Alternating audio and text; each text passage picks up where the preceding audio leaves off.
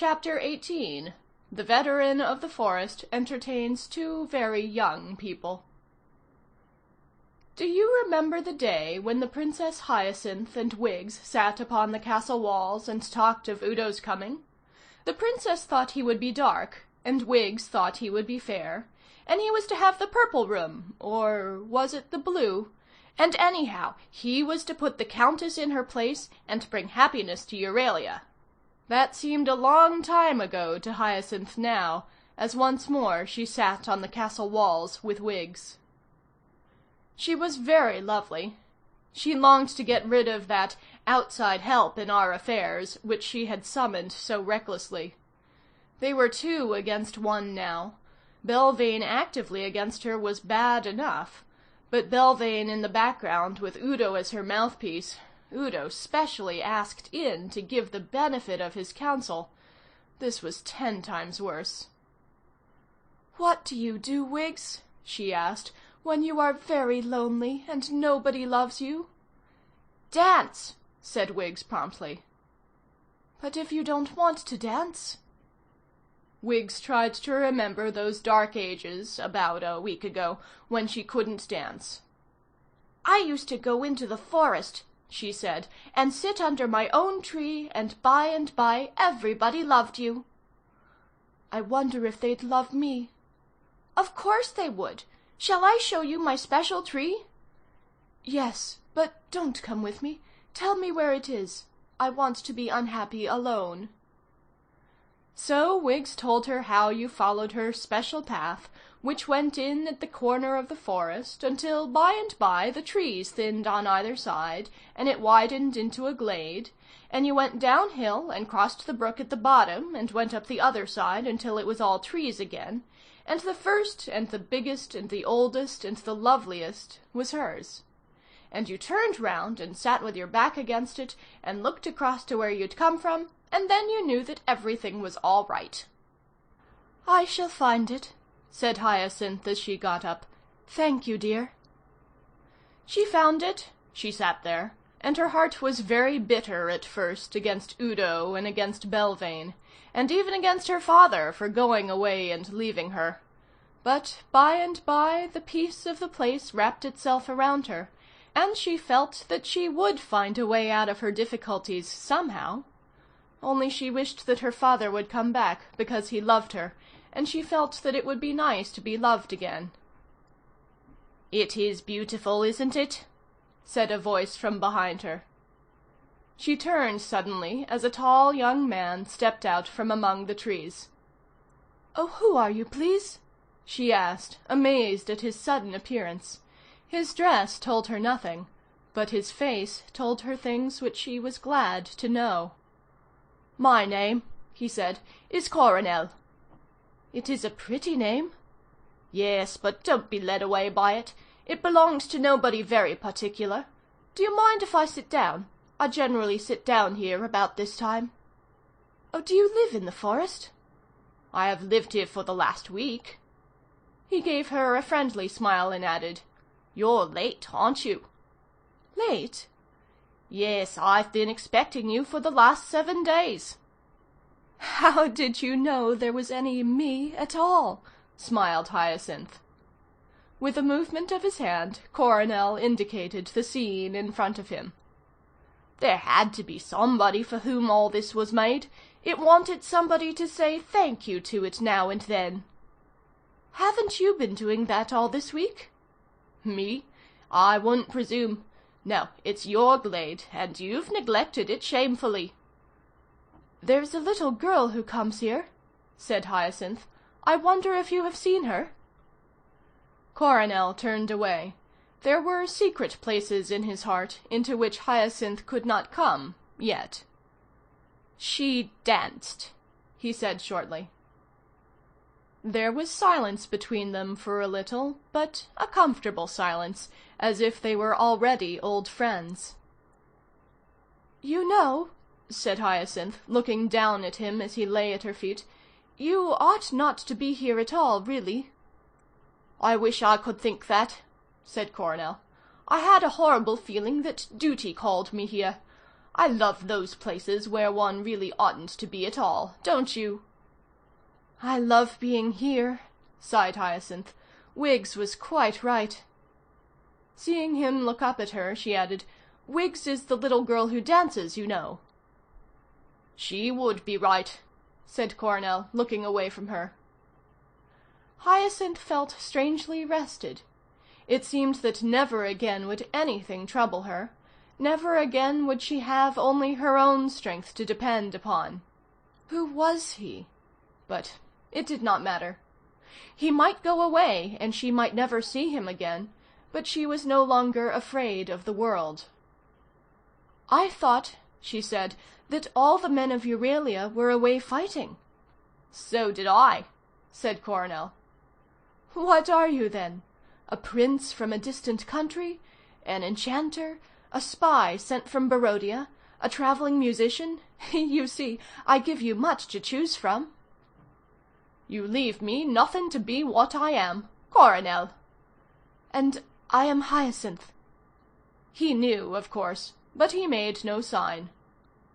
"Hyacinth," he said, and he held out his hand. "Coronel," she answered as she took it. The brook chuckled to itself as it hurried past below them. Hyacinth got up with a little sigh of contentment. "Well, I must be going," she said. "Must you really be going?" asked Coronel. "I wasn't saying good-bye, you know." "I really must." "It's a surprising thing about the view from here," said Coronel, "that it looks just as nice tomorrow. Tomorrow at about the same time." "That's a very extraordinary thing," smiled Hyacinth. "Yes, but it's one of those things that you don't want to take another person's word for." "You think I ought to see for myself? Well, perhaps I will." "Give me a whistle if I happen to be passing," said Coronel casually, "and tell me what you think. Goodbye, Hyacinth." "Goodbye, Coronel." She nodded her head confidently at him, and then turned round and went off daintily down the hill. Coronel stared after her. "What is Udo doing?" he murmured to himself. "But perhaps she doesn't like animals. A whole day to wait. How endless!"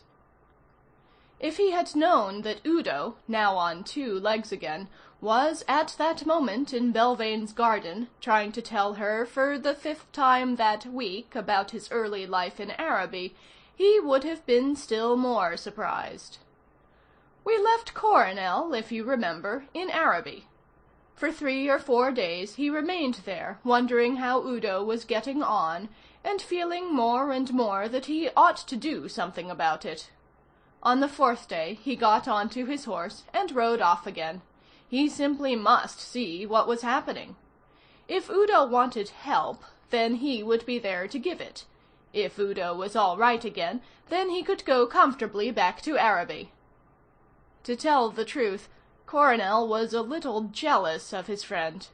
A certain Prince Perivale, who had stayed at his uncle's court, had once been a suitor for Hyacinth's hand, but losing a competition with the famous 7-headed bull of Euralia, which Merriwig had arranged for him, had made no further headway with his suit. This prince had had a portrait of Hyacinth specially done for him by his own court painter, a portrait which Coronel had seen. It was for this reason that he had at first objected to accompanying Udo to Euralia, and it was for this reason that he persuaded himself very readily that the claims of friendship called him there now. For the last week he had been waiting in the forest. Now that he was there, he was not quite sure how to carry out his mission. So far there had been no sign of Udo, either on 4 legs or on 2. It seemed probable that unless Coronel went to the palace and asked for him, there would be no sign. And if he went to the palace, and Udo was all right, and the Princess Hyacinth was in love with him, then the worst would have happened. He would have to stay there and help admire Udo, an unsatisfying prospect to a man in love. for he told himself by this time that he was in love with Hyacinth, although he had never seen her. So he had waited in the forest, hoping for something to turn up, and first Wiggs had come, and now, at last, Hyacinth. He was very glad that he had waited. She was there on the morrow. "I knew you'd come," said Coronel. "It looks just as beautiful, doesn't it?" "I think it's even more beautiful," said Hyacinth.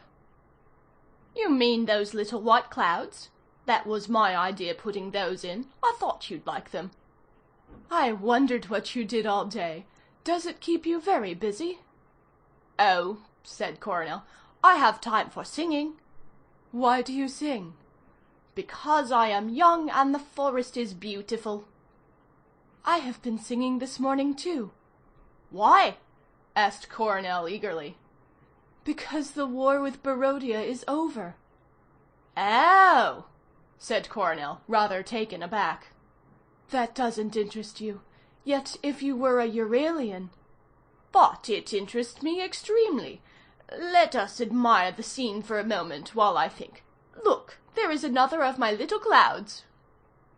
Coronel wondered what would happen now. If the king were coming back, then Udo would be wanted no longer, save as a suitor for Hyacinth's hand. If then he returned, it would show that... But suppose he was still an animal? It was doubtful if he would go back to Araby as an animal. And there was another possibility. Perhaps he had never come to Euralia at all. Here were a lot of questions to be answered, and here next to him was one who could answer them. But he must go carefully. 97, 98, 99, 100, he said aloud. There, I've finished my thinking, and you've finished your looking. "And what have you decided?" smiled Hyacinth. "Decided?"